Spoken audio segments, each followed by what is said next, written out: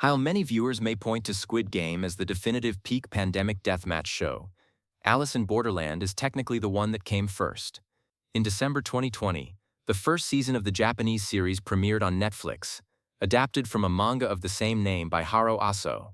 Season 1 introduced protagonist Arisu, Kento Yamazaki, a 20-something gamer who is mysteriously transported to a mostly empty alternate universe Tokyo, known as Borderland.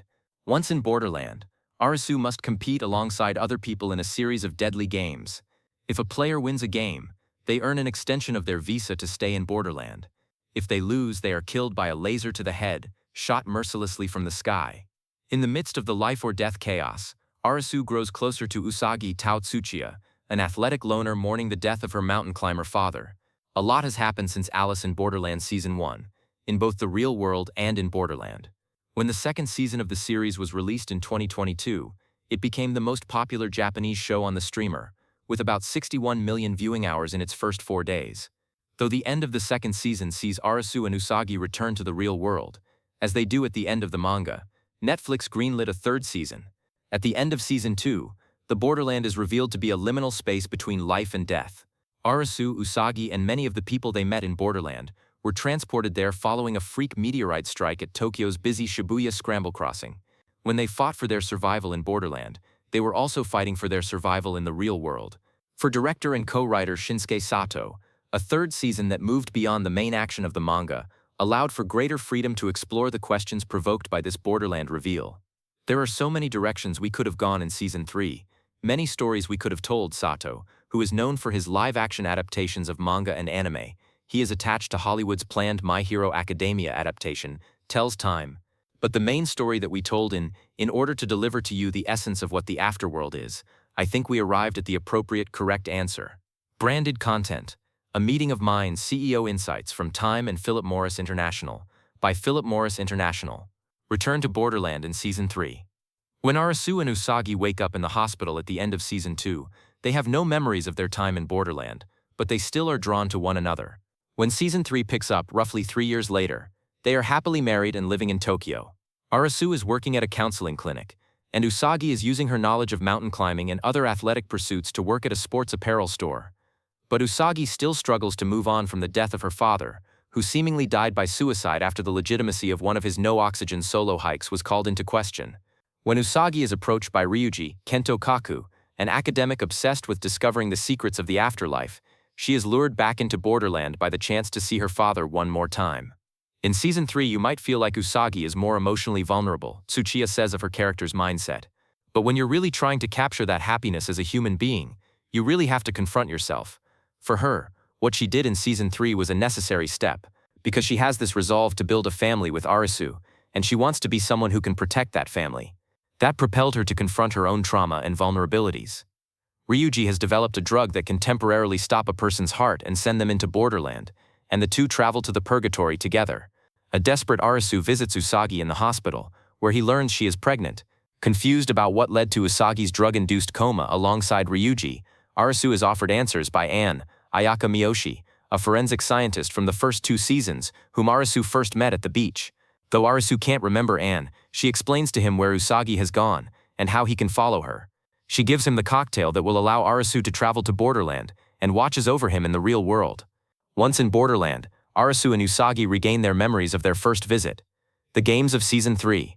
As with any deathmatch story, the success of Alice in Borderland is at least partially dependent on the construction of its in-universe gameplay. Season 3 includes a combination of original games and ones brought over from the manga, such as the Flaming Arrow fortune game that serves as Arisu's reintroduction to Borderland. Alice in Borderland is a drama series, but I want the audience to feel like they're playing a game, like they don't know if they're watching a drama or if they're playing a game, says Sato. I wanted you to be concentrated to that degree, just playing. Season 3 is the pinnacle of that gameplay feel.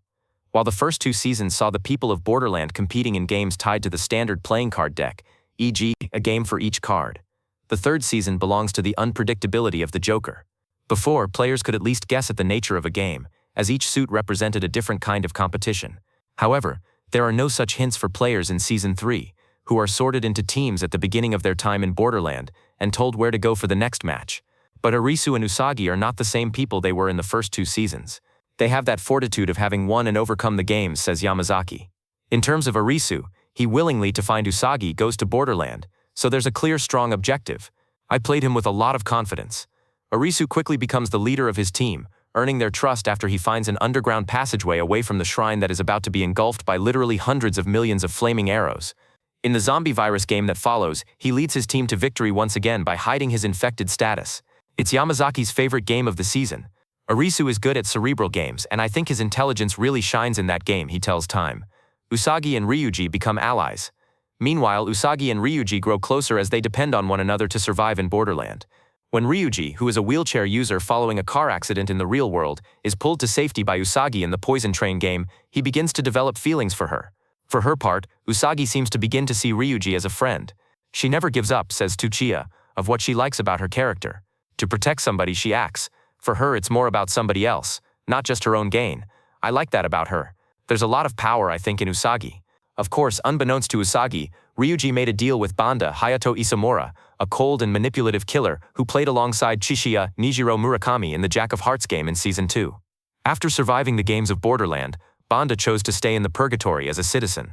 Now he is looking to lure Arisu, whom he considers to be an interesting player, back into the game. Banda offers Ryuji the secrets of the world of death beyond Borderland, in exchange for bringing Usagi and Arisu to the Purgatory. As the final game approaches, he gives Ryuji a gun and tells him to kill Usagi before she can return to the real world. Banda believes that, with Usagi dead, Arisu will choose to stay in Borderland. Arisu sacrifices himself in the final game. Arisu and Usagi are reunited for the final game, along with the surviving members of both of their teams, including Ryuji. The remaining contestants are placed in the center of a grid of 16 rooms, and asked to find the exit within 15 rounds. They each have a wristband with 15 points on it. 1 point is needed to open each door between rooms, and some rooms have multi-point penalties just for entering. If a player's points run out, they will be killed. Usagi is given a second wristband, for the unborn child she discovers is growing inside of her. The inclusion of a baby, or in this case a fetus, as a player, is reminiscent of the final season of Squid Game. In each room, players must roll a die for each door that will dictate how many players are allowed to move through it to the next room. Because of her pregnancy, Usagi counts as 2 people, and cannot go through any door that is allocated for only 1 person. If a player is left in a room, they will be stuck there, losing a point each round, until another player returns to the room to release them. The players initially stick together, following Arisu's strategy. The wristbands also act as a communication device between players, allowing coordination across the grid. However, the game has an added psychological component. Each door comes with a possible future for each player, previewed on the wall around the door. If they choose that door, it is implied they will live that future, for better or worse. Tetsu Koji Okura, whose drug dependence has led to the dissolution of his relationship, is the first to go astray, as he tries to choose a future that doesn't end in his premature death. Ironically, it leads him to a room with a high point deduction, and he dies in Borderland. Next, brother and sister duo Itsuki, Joey Iwanaga, and Yuna Akana Ikeda are lured on a path that sees Yuna happily married with a child. They lost their parents in a car accident, and a guilty Itsuki wants to ensure his sister's familial happiness. His desperation to protect his sister leads to his death, as he uses too many of his own points to navigate the rooms. Eventually, the surviving contestants come back together, realizing that they have no chance of winning on their own. Arisu, Usagi, and her unborn child, Ryuji, Yuna, aspiring anime illustrator Rei, Tina Tamashiro, unemployed 20-something Nobu Kotaro Daigo, and middle-aged housewife Sachiko, Risa Sudo make it to the final room. But they must roll to determine how many people can walk through the exit door. Arisu accepts responsibility and rolls a 7. This means someone must stay, and Arisu volunteers. A bereft Usagi refuses to leave him, but Arisu forces her through the door. He makes Ryuji promise to get Usagi back to the real world. Shibuya is swallowed by the sea. As Arisu waits for the death he has chosen, the screens around him come alive to reveal that he has won the game. His sacrifice for others was deemed worthy of recognition. Before he can discover what that means, the screens change to show Usagi and his friends on the other side. Arisu watches in horror as Ryuji takes a gun out of his pocket and points it at Usagi, who has crumbled to the ground in devastation. He pounds his fists against the screen and yells at Ryuji to stop, but he is not there. At the last second, Ryuji chooses to lower the weapon. He cannot bring himself to shoot Usagi, but the relief is short-lived, as the structures around Shibuya Crossing begin to implode. A biblical amount of water rushes into the square, devastating everything in its path. Usagi is swept away in it and Ryuji follows, as the others hold onto a ledge in desperation. Never one to give up, Arisu rips a piece of the grid room's floor from its moorings and uses it to smash into the screen wall separating him from the outside. He manages to make a hole, reaching into the hardware guts of the wall and forcing the door open enough to squeeze through. He helps the others back into the relative safety of the room, and then dives into the rushing waters after Usagi. The death of Banda. Amidst the torrents, Arisu follows the sound of Usagi's voice, as they are both swept towards a watery vortex that leads to the world of the dead. Arisu crawls onto a mound of rubble for momentary relief, and is met with an angry Banda. He pulls out a gun and offers Arisu one last chance. Become a citizen, or die. Ask all you want, but I'll never become a citizen, Arisu says, definitively. Before Banda can shoot Arisu, the villain is taken out by a laser from the sky. Borderland has revoked his citizenship. A mysterious figure, played by Japanese film legend Ken Watanabe, appears in front of Arisu. It seems he wasn't quite ready for this role, he says to Arisu. Ken Watanabe's Watchman cameo and the Joker identity. Time freezes, and the figure offers Arisu a chair and one last game. Arisu must pick between two cards. If he chooses a Joker, the Watchman will win, and Arisu's fate will be in his hand.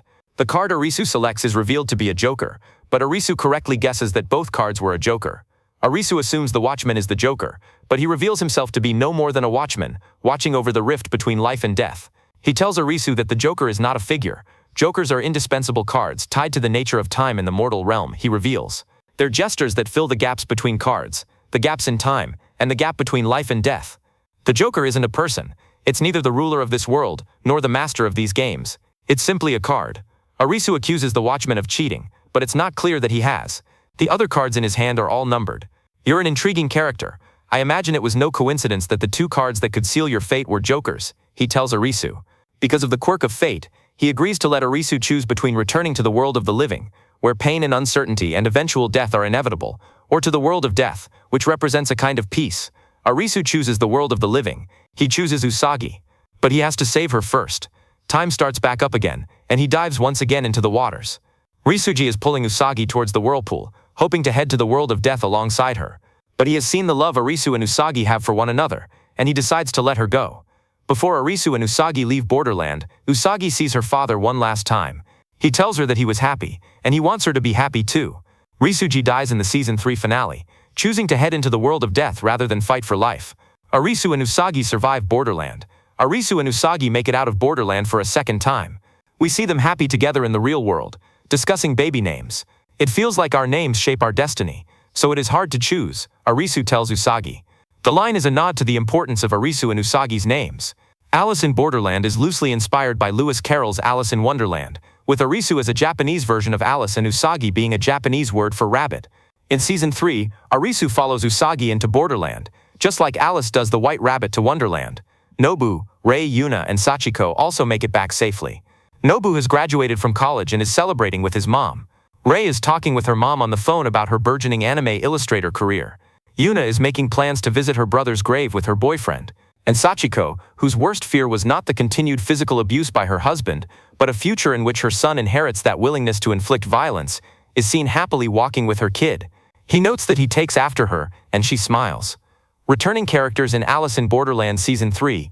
In addition to the aforementioned Arisu, Usagi, Anne, and Banda, characters who return for brief cameos in Season 3 include trans martial artist Kuana, Asahina Aya, fan favorite Chishiya, amputee archer Heya, Yuri Tsunamatsu, military man Aguni Sho Aoyagi, and the morally gray Naragi Dori Sakurada. In one of the season's final scenes, the 5 returning characters have individual counseling sessions with Arisu giving brief updates on their lives. Kuina is teaching karate at her father's dojo, Heya is an influencer, Aguni is running the Hatter's Hat Shop, and Naragi is trying to be better for his kid. While the mysterious Chishiya doesn't have a specific life update, his answer to Arisu's question about what makes life worth living sums up one of the season's main themes. Even if you don't know the answer, it's not so bad, is it? Life, I mean. The Alice in Borderland American ending explained, the series seems ready to fade into a happy ending, and then an earthquake shakes Arisu's office building. While it is not a major event, the Japanese news informs us that it is one in an escalating series of quakes around the globe. Coupled with the Watchman's musing to Arisu that countless others will be arriving in Borderland soon, some kind of apocalyptic event seems likely. Like Squid Game, the final scene brings us to Los Angeles, where 2 bros discuss sports at a bar, as a story about the earthquakes plays on the news. A waitress takes their order. We don't see her face, but we see her name tag, Alice. Could Alice in Borderland continue its story in the United States, this time, with a different Alice at its center? It's a definite possibility, given the success of the show so far. Whatever happens next for the Netflix franchise, Sato hopes to leave viewers of the third season with the same feeling he had when completing the manga,